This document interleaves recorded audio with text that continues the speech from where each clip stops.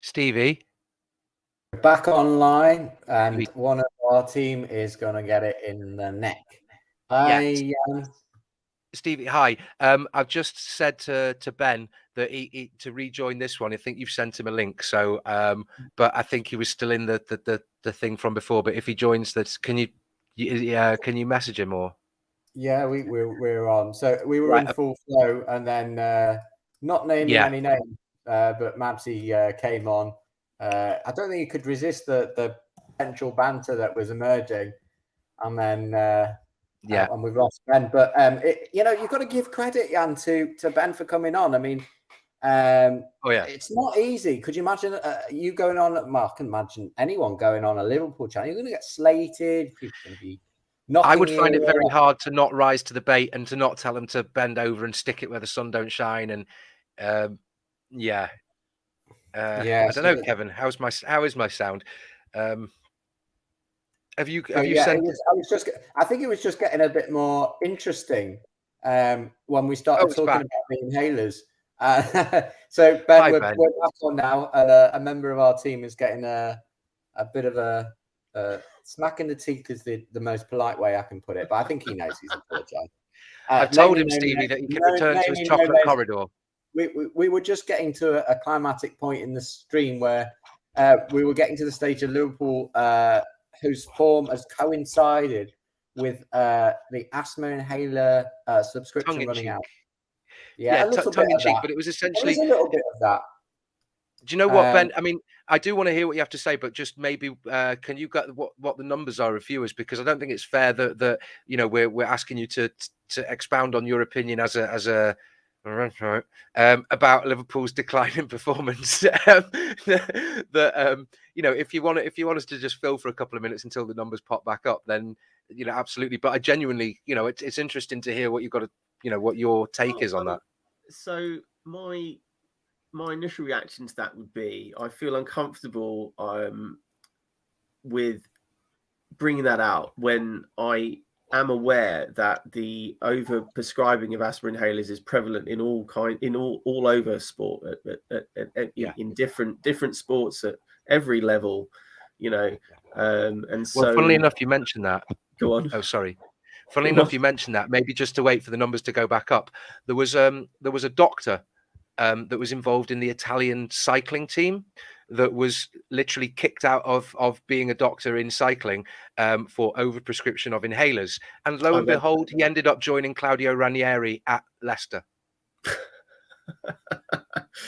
Well, I mean, so I would like to know what percentage of all the other Premier League teams are with their asthma, before prescriptions, is before vilifying my own team for that particular point. But there are lots of other reasons as well, which you could easily make a case, to explain away the decline that we've had. But listen, if I would be jumping on that as well if it were another team. Everton have not exactly had much to really celebrate. Can run on the pitch if we score 3 goals against Palace and it seemed less about the need. It seemed less about the need for inhalers and more. I'll leave it at that because I think that we've kind of taken the mickey enough with the asthma thing. Yeah, no, absolutely. For Everton, it seemed less about the need for asthma inhalers and more about hip replacements. And I brought up this slide I prepared about Liverpool v Everton, and everyone says, okay, form doesn't matter. That cliche that we spoke about earlier. So here it is: Everton 6%, Liverpool 53% for 18 wins is the head-to-head record. 14 draws, 2 wins. Jan, how much does this matter to you? Honestly, it shows you something about a team's trajectory, but anything in reality, anything over 5 years ago, is 34 meetings. Are you telling me that anyone is the same? Even if we consider cup matches, anyone is still there after 15 years? You have some teams where it's changes noticeably from the manager, the keeper, the striker, the centre backs, or the linchpins in midfield or anything like that over a couple of years. It's interesting to look at. Let's take 2021. You know, it's on the screen there. Liverpool 0, Everton 2. I think it's the only time on this channel when everyone had a really good, you know, a happy face. But you know, look at the other results around it. It's not been good. It's not happy reading. Does it bother you? Do you think there's still an Anfield hoodoo, or do you think that doesn't matter anymore, Jan?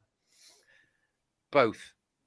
Can I do that? Can I sit on the fence squarely and make myself incredibly uncomfortable? Always sit on the fence because but I mean, yes, I think honestly, I still don't like going to Anfield because of a history side of things.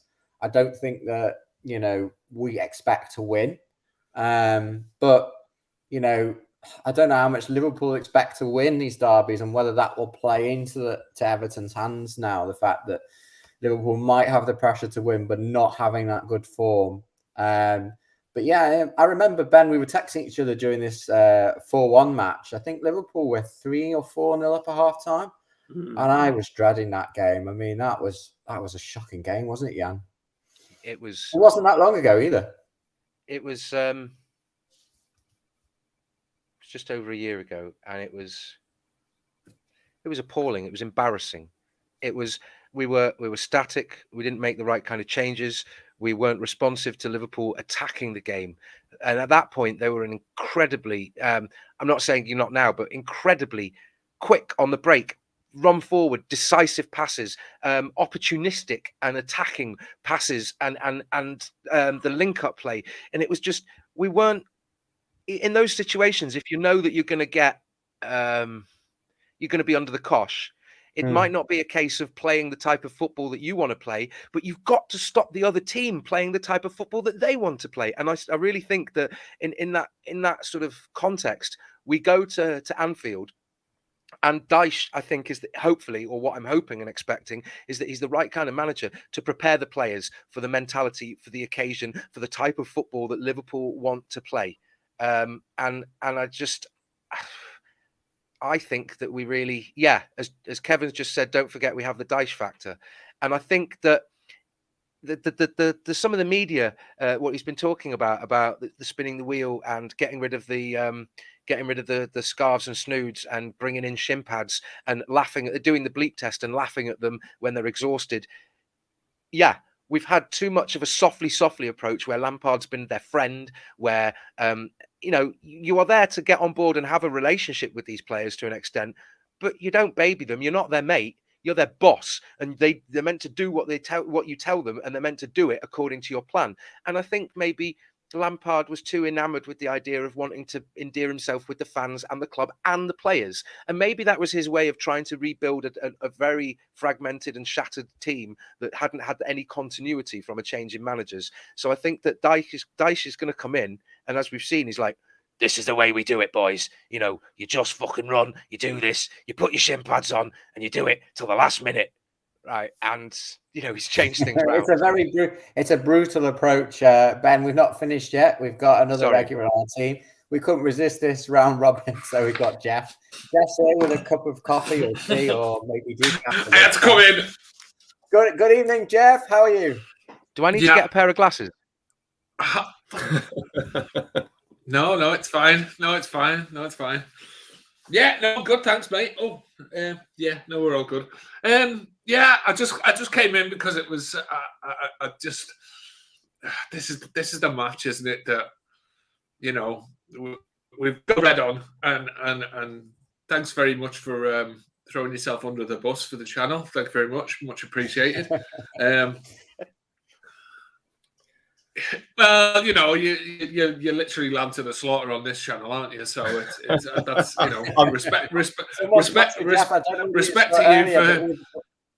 We've gone through. We've had a look at Klopp's dental hygiene. We've had a look at the asthma inhalers. I'm not sure what else we can pull out the bag, but with me and Jan, you know, you can't rule anything out. Jeff, how are you feeling? It's the night of the derby. It's no, it's fair. Tomorrow night.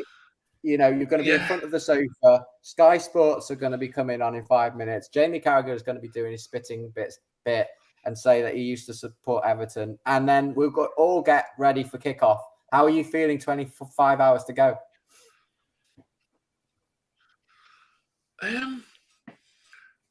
Calmer than I have been for a long time for two different reasons. One, I expected us to lose the Arsenal and the Liverpool game before 2 weeks ago. I had them down as defeats already because under Lampard, that he just didn't know what he was doing. So I had zero expectations of getting anything out of these two games. So I kind of feel, I know people don't like the word free, the phrase free hit, but I kind of feel less pressure on this game because we got the result against Arsenal. And the reason I feel more confident is because we've found the shithousery back again, and that's that basically Everton lacked under Lampard that Dyche will bring is that he's tactically smart and he'll set us up well and all that kind of stuff, but we looked like an Everton side in the last game because we had that snidiness and some of that old kind of dogs of war type quality about us, and Liverpool. Liverpool can be amazing or brilliant or rubbish, depending on all kinds of circumstances. But I just want us to put it on them, put it on them, and make them uncomfortable, make them miserable, make it a horrible game for them, and make it as difficult as we can. And if we come out the game and we've done that and we've given them a match, then I can walk away with my head up still because we've fought and competed, and that's all I want. That's all I ever want from an Everton side is for my team to go off the pitch having not defeated themselves. Just like make the opposition beat us. Make the opposition beat us. Make them have to work hard. Yeah. So that's what I want to see, and if we do that. It's just been Everton have just been a walkover in past derbies and many matches this season. So you just want us to give 110%. If Everton were to win tomorrow, Jeff, I mean, obviously we'll all probably be on here doing cartwheels. But if Everton weren't to win, if Liverpool to win tomorrow, how much of a dent would that put in Everton's recovery towards relegation? So you don't think this really matters? Like I said, because. No, and that's why I said I feel kind of quite sanguine about the thing is because it's almost a given. I expected us to lose against Arsenal and I expected us to lose against Liverpool, and Dyche has come in and got us 3 points in the first game, and realistically, if you're looking at from the whole season point of view, it's the other games that matter more to us in terms of taking care of business at Goodison Park. That'll get us enough points to get us over the line, and that's fine. So going to Anfield, it just feels like the pressure's all on them. They're the ones who need the result in terms of for their own season more than we do, and that's the pressure that we need to exploit because they need. Like after that last game against Wolverhampton was pathetic from Liverpool. It was really embarrassing, and that's not. I'm not trying to, that's just genuinely honest. They've been poor since before New Year, really, and they're under pressure. Jeff, you can tell Klopp's under pressure. But we had I had a lot of pleasure in reading out amongst the asthma inhalers and Klopp's teeth. I had a lot of pleasure in reading out the Liverpool scores from this season. I mean, we can't say much. I mean, Everton have been so diabolical. Go on, John. Can I ask Ben? Right. Understand if we just side skirt the issue of Calvert-Lewin potentially being the biggest threat if he's playing and then not. But so aside from him, are there any players that that you see of as a threat in the Everton team that you consider that to be pivotal to our performance in potentially turning the match in our favour, or that even you would go, he would be an asset in a Liverpool team? We did speak about this on an earlier stream. Oh, sorry. Ben, no, it's Yeah, fine. So Ben originally said that he wanted to focus on your own game, didn't you, Ben? Absolutely. So how it's been. So it was really interesting listening to Jeff there. I mean, I'm not sure I quite buy that it's a completely, it doesn't matter if you lose or not, because these games always matter.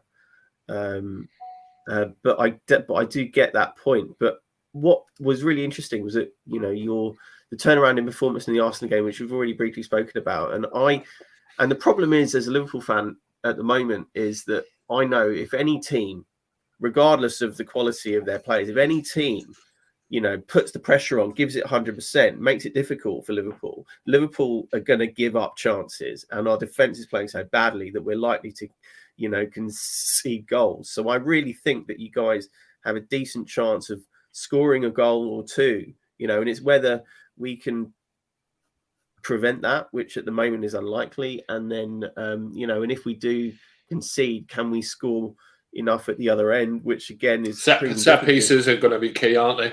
Just to remind everyone, Everton have scored, I think, 16 goals this campaign. It's all, I think it's the lowest in the league. I'm just checking that now. It is the lowest in the league. It's shocking. Where are these 2 goals coming from, Ben? Who do you think's going to score? Is it a set piece? Well, I mean, absolutely. How can Everton, if you put some different pair of spectacles on, and you're just trying to turn this on its head, and you were in the Klopp dressing room, what would you be watching out for from the Everton point of view? Who would you be singling out as okay? Is it a set piece smash and grab from Everton, you think, that could do this? I had a lot of corners against Arsenal, I'll give you, because I do think that is a way that Everton could be trying to get some points from tomorrow's game. I think set pieces, particularly corners, was something that was noticeably different in the way that Everton were not only trying to win them, but also trying to be really threatening. That's true. So I don't know is the answer. I'm not really going to single out, a single player. I think any player at the moment has an opportunity. We are giving up chances. Our defence and midfield are not performing, and I think that any kind of pressure on the ball that we are gonna give up possession easily and then give up chances. That's what I've seen, for game after game after game after game. So and I've seen it with, against, the so-called better teams. I've seen it against, teams right down at the bottom of the table. So and everyone in between right now. So we are not in a good place. Everton were in a worse place. So I was, until last week, I was going into it with a little bit more confidence. I'm not there anymore. So. As I think I mentioned to you earlier, I would take a draw. I know it's difficult to say because we're at Anfield, and there is the Anfield, the hoodoo, as you mentioned, but I would take a draw tomorrow for sure. Guys, can I just say? I think that's fair comment. That is, and it's very. Go on. It's quite telling though that you'd say you'd take a draw. Yeah, not I'm saying you're saying more than you're saying, but it's telling of the situation that Everton and Liverpool, our performances are clearly, you're playing better than we are, and we've had a turnaround in one match though. But if we can keep that up, and it's not just the first game bounce, or it's a change in how the players are responding to Dyche, if we are on the up and you're on the down in form, not in overall things, then there could be that parity, that even if we're worse than you, then it could be a bit of a shell shock, a system shock. So I'd be surprised if this is a big scoring game, but just we had stats up earlier, and it was like 63% or something for the supercomputer to say Liverpool to win. Liverpool's home form against Everton's away form this season. All right, take away the fact it's a derby and try and put some logical spin on this. Liverpool have 2.1 points per game, and Everton's away form 0.7. I think in the last however many games. We've scored 1 in the last 6 games away, or 4 games away, something crazy. It's awful. I'd love to see 2 goals tomorrow, Jan, but I think if Everton are going to do this, it's going to be 1-0. It's two draws in every 3 games, which means a draw, loss away from home, which is indicative of a lower half team. Indicative of a relegation team. Well, yeah. Sorry, guys, I don't want to be self-indulgent, and maybe I'll inject a little bit of humour, but it's my thoughts on it. Can I possibly read this poem to you? Yeah, go on. We really want your poem, and then we're gonna let Ben go back to his highlights video from 2021, where Liverpool beat Everton 4-1. It's certainly better than our highlights video collection, isn't it? Well, we haven't got many. I think it's only a 5-minute tape, Jan. But I'm old enough to remember, I think Joe Royle came into charge and Duncan Ferguson scored. It was, I think, his second game, Jan, 94. And he was one of only 2 Everton managers who had won in their first derby attempt. But anyway, Jan, let's leave the floor with you. Don't leave me with it, Stevie, because I don't. I'd rather leave you and you and Ben. Well, yeah, we'll wrap up. But we do want to hear it because it is. Okay. It is again. Nothing is pointed. This is done for a sort of a select audience of Evertonians, Ben. So thank you very much for having being very good human. Yeah, thanks, Ben. I'm going to dock out when I've read this, but thank you so much for joining us and for being a good sport and for literally, as Jeff said, throwing yourself under the bus, not rising to the bait, being very magnanimous. Thank you. No, it's been good fun. It's been good fun. Right. So this is my take on the derby. Come on, you Blues, there's never been a better time. All together now, a smash and grab, organised crime. Their house, our rules. Stand tall, be bold. Right or wrong that's existed since I was 12 years old. They stole the bird and flagpole, tried to up the rent. You're holding nothing. Jog on, get bent. Sliding down the table as we climb our way up. Neither team in Merseyside is bringing home a cup, but we could overtake you, though that claim is pretty rash. The last time, Winslow upstairs for the shaving of the tash. You're aging, faded, falling off. It seems all doom and gloom. I've half a mind to say Klopp's lost the dressing room. But Dyche come into Goodison and lit a mighty rocket. Don't be shocked when, man for man, we've got you in our pocket. Anti-football is the cry, and no doubt the moaning junk will be repeating this on Tuesday when we've got you screaming uncle. It's not about the beauty when you're in the toffee cult. It's all about the effort and the full-time result. We've banned the snoods and scarves, brought the socks in on the cheap. No more softly, boys. Keep running till the bleep. Bin the tinnies, don the shinnies. Hey up, here's the catch. Work as hard at training as you should all through the match. Spin the wheel of fortune, come on down and claim your prize. Live on for eternity as heroes in our eyes. Chase them down, don't give an inch, cover every gap. Stand your ground, hold the line, block the overlap. Let it flow, some give and go, a quick counter-attack. Have faith in those around you. Don't just pass across the back. We'll have the red men cowering as the cop begins to groan. Our die-hard fans ecstatic, theirs staring at a phone. We'll hear the shouts of victory ring out in Stanley Park as they're limping back to Arkles, licking wounds in the dark. We'll have the run of Merseyside as they're jumping into cars, catching flights to Norway. The city's all ours. Bring the fight, let's do it right. Roll on Monday night, because every Evertonian knows Coppites are... Yeah, we'll leave it at that. Thanks, Jan. You can't really follow up much from that. But what I would say is that was better the second time around. Certainly. Where's your poem? Yeah, well, I haven't got my poem today. Where's Ben's poem? Come on, Ben. Give us a poem. I'm not reading. I'm not doing a poem for you. I mean, I've got to say that was fantastic, Janov, and just the the passion in that. That is why the game matters tomorrow.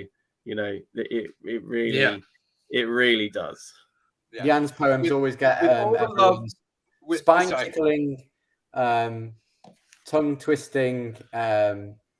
It's poetry in motion. That was great, and we love the game. And win, lose or draw tomorrow, Ben. It's been an absolute pleasure having you on the show. Thank you so much. Yeah, cheers, guys. Thank you. Again. We respect the fact that you've come on the show. Jeff, we'll see you tomorrow. For everyone who's watched tonight, we were in 2 halves, just like the football itself, with a small interlude. But we'll be live straight after the whistle. Win, lose or draw. If we lose 5-0 or win 10-0, it will be here. I won't. I'm in work tomorrow night. Okay. I'm in work tomorrow night. So that's why I thought I'd jump in for a quick couple of minutes here.